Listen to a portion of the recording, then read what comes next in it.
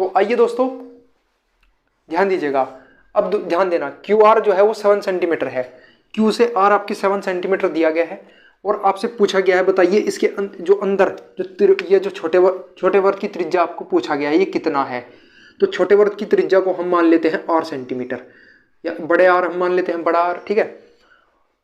तो हम क्या करते हैं, ध्यान दीजिएगा, इसको हम बड़ा आर मान लेते हैं और अब सवाल को हल करने का प्रयास करते हैं। तो हम कहीं पर मान लेते हैं इसका केंद्र है, मान लीजिए इसका इस पी क्यू आर एस, इस जो अंदर एक अर्धवृत्त आपको दिखाई दे रहा होगा, आपको अर्धवृत्त आपको दिखाई दे रहा होगा, इसका केंद्र मान लेते हैं ओ। और अब हम सवाल को सोल्व करते हैं। बहुत ही आसानी से मैं आपको सिखा दूंगा, टेंशन मत लेना। ऐसे से जो कठिन सवाल हैं, जो SSC MTS, SSC CGL, CDS, अलग अलग क्वेश्चन पेपर में आपके जो सवाल पूछे जाते हैं उनका छोटा छोटा वीडियोज मैं आपको बना करके देते रहूंगा। उससे आपको काफ़ी फायदा होगा, काफ़ी कॉन्सेप्ट आपके क्लियर होंगे। ध्यान देना। अब मुझे ये एक बात ये बताओ, अगर मैं इस ओ से इस यहाँ से यहाँ तक की डिस्टेंस कितनी होगी भाई, आर। मतलब इस अर्धवृत्त की जो अगर त्रिज्या में अगर बढ़ाऊं, अर्धवृत्त की जो त्रिज्या है, जो ये अर्धवृत्त है, इसमें अगर मैं त्रिज्या बढ़ाऊं तो वो कितनी बनेगी, 7 सेंटीमीटर, क्योंकि क्यू आर की डिस्टेंस है 7 और अगर मैं यहाँ से यहाँ तक इसे मिला दूँ तो ये भी 7 होगी। यानी कि हम ये कह सकते हैं, तो ओ से एस की दूरी कितनी है, 7, और ओ से आर की दूरी भी कितनी है, 7 सेंटीमीटर। भाई किसी केंद्र से अगर परिधि को टच करे वो त्रिज्या, तो किसी केंद्र से परिधि को टच करे ये त्रिज्या है 7 सेंटीमीटर। समझ में आया या नहीं, यहां तक की चीजें बताओ। अब दोस्तों ध्यान देना, मैंने अभी क्या कहा आपको, परिधि से टच करने वाली रेखा, केंद्र से परिधि को टच करने वाली रेखा त्रिज्या, और त्रिज्या आपको 7 सेंटीमीटर है तो 7 सेंटीमीटर। अब दोस्तों मुझे ये बताओ, अगर आप छोटे वृत्त को देख रहे हो, अगर मैं यहां से, अब दोस्तों अगर मैं इस पॉइंट को, अगर ये मान लीजिए इस पॉइंट को अगर मैं m नाम दे दूं और इस पॉइंट को n नाम दे दूं, तो मैं ये कह सकता हूं क्या pm बराबर pn के, बताओ pm बराबर pn के। बताओ दोस्तों, यहां तक की चीजें मुझे बताओ, क्या pm और pn बराबर हैं। मैंने कहा हाँ जी बराबर है। अब इसको थोड़ी देर के लिए मिटो दो आप, ये pm और pn क्या है दोस्तों, बराबर है। तो अब मुझे ये बताओ, अच्छा ये ps कितना है, 7 सेंटीमीटर है। अब दोस्तों मुझे ये बताओ, क्या हम ये कह सकते हैं, अगर मैं यहाँ से इसके केंद्र से, अच्छा इसके केंद्र से इसको अगर टच कर दूं और इसके केंद्र से इसको टच कर दूं, तो दोनों त्रिज्या हैं, दोनों आपस में बराबर हैं, और ये 90 डिग्री का कोण भी बनाएंगी। भाई किसी वृत्त के बाहर अगर कोई स्पर्श रेखा है और उसकी त्रिज्या से टच करवाई जाएगी तो वो 90 डिग्री का कोण बनाएगी। ये बात तो सभी को पता है, कितनी न जाने मैंने कितनी बार ये चीजें आपको बता रखी हैं। और दोस्तों ये अगर ये त्रिज्या है, ये भुजा बराबर है और इसके दो कोण भी बराबर है, यानी कि हम ये कह सकते हैं पी एन आर एम, जो चतुर्भुज आपको दिखाई दे रहा होगा, हालांकि इसमें फिगर जो थोड़ा सा कॉम्प्लिकेटेड हो गया है, पी एन आर एम, ये एक क्या है दोस्तों, एक वर्ग है। ये वर्ग ही तो है भाई, दो कोण तो आपस में बराबर, भाई इसके दो कोण बराबर है, और अच्छा सॉरी, दो कोण तो इसके 90 डिग्री के हैं, ठीक है। और इसकी जो भुजाएं हैं वो उसकी आसपास की भुजाएं आपस में बराबर है, तो ये एक वर्ग है। और अगर ये एक वर्ग है दोस्तों, तो वर्ग का जो विकर्ण होता है, चलिए मैं इसको मिटा रहा हूं, अगर वर्ग का जो विकर्ण होता है यहां से यहां तक, ये केंद्र है, वर्ग का जो विकर्ण होता है वो मुझे बताओ कितने डिस्टेंस होता है। वर्ग का जो विकर्ण होता है वो कितना होता है, √2a।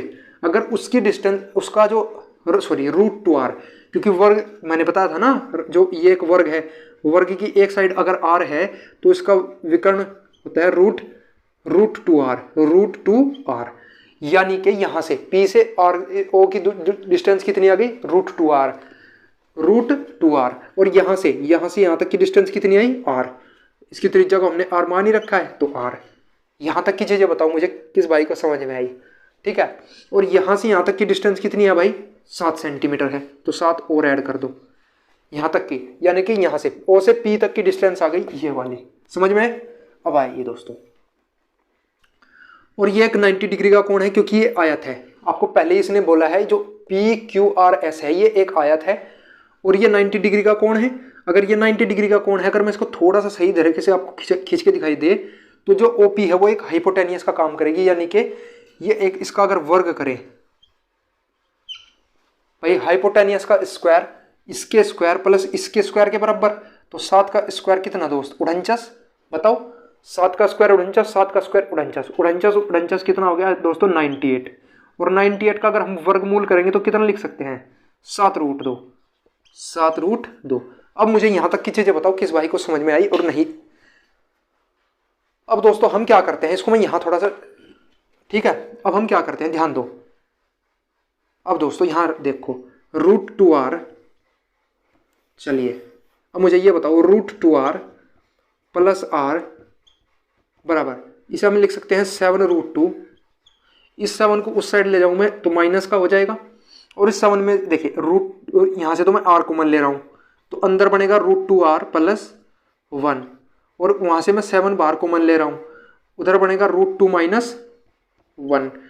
ठीक है दोस्तों, तो r को इस साइड ही छोड़ दूंगा मैं, r को मैं इस साइड ही छोड़ दूंगा, तो मैं इसके से नीचे ले जाता हूं, तो ये √2 प्लस 1, तो ये √2 प्लस 1 इसके नीचे चला जाएगा। और मैंने आपको बहुत बार, न जाने कितनी बार आपको बताया है परमीयकरण, रेशनलाइज आपको कितनी बार बताया है। तो r बराबर आ गया ये। अब इसको परमीयकरण करोगे कैसे भाई, परमीयकरण का वीडियो आप देख लेना, तो इसको मैं डायरेक्ट कर रहा हूं। r बराबर देखिए √2 माइनस का होल स्क्वायर हो जाएगा, नीचे आ जाएगा 1। कुछ भाई को ये लगेगा कि ये कहाँ से आ गया, तो आप परमीयकरण का एक बार वीडियो जरूर देख लेना, ठीक है। अब इसको सोल्व करो, क्योंकि 7 है, 7 को अभी के लिए गुणा ही रखो, तो 2 और 1 3 माइनस इसका होल स्क्वायर जब आप खोलोगे तो 2√2 ये आ गया। और 7 की गुणा अंदर करोगे तो चलिए मैं यहाँ मिटा देता हूँ। 7 की गुणा जब आप अंदर करोगे तो 7 × 21 माइनस इसकी गुणा अंदर करोगे तो 14√2। ये आपके सवाल का आंसर है। ऑप्शन सी में आपको ये दिया गया था। बताओ दोस्तों कैसा आपको ये वीडियो लगा। अगर वीडियो अच्छा लगा हो तो लाइक कर देना, शेयर कर देना, चैनल पर नए हो तो सब्सक्राइब जरूर कर देना दोस्तों। चलिए वीडियो को आज तक यहीं पर रखते हैं। जय हिंद, जय भारत।